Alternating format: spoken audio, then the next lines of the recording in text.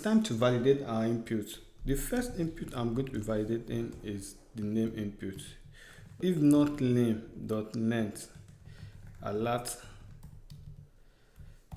name cannot be empty. It can be anything you want. Okay, let me copy this for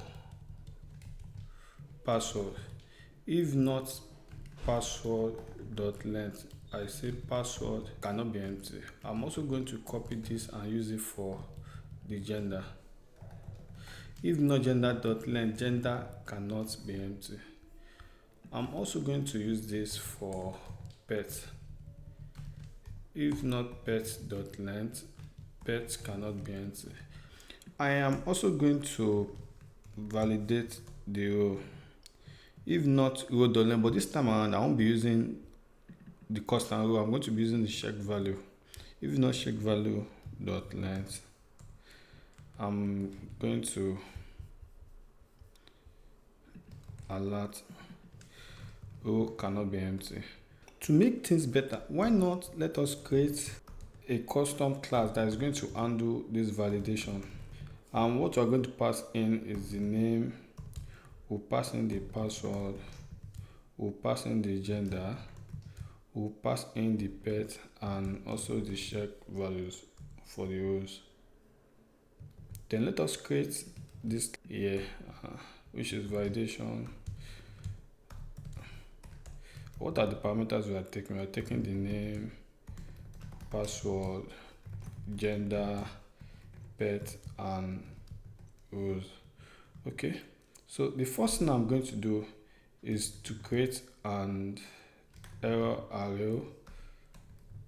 array that's going to be equal to an empty array.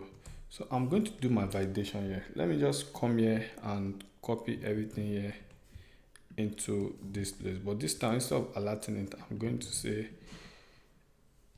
errors.push name cannot be empty if it is not valid.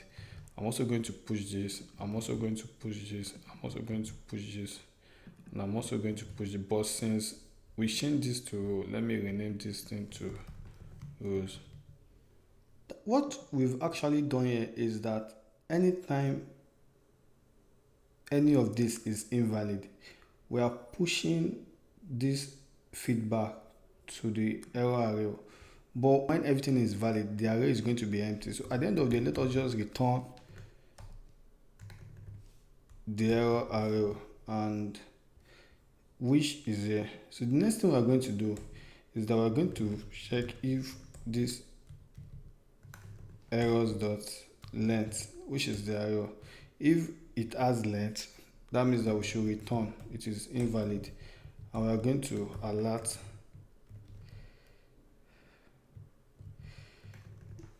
the errors. And let me submit. Password cannot be empty, name cannot be empty, pet cannot be empty, row cannot be empty.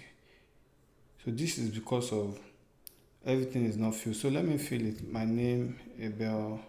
Okay, let me leave password unfilled, dog, front end, and back end. When I submit this, it's going to show me that password cannot be empty. The password cannot be empty. Okay, let me add password to it.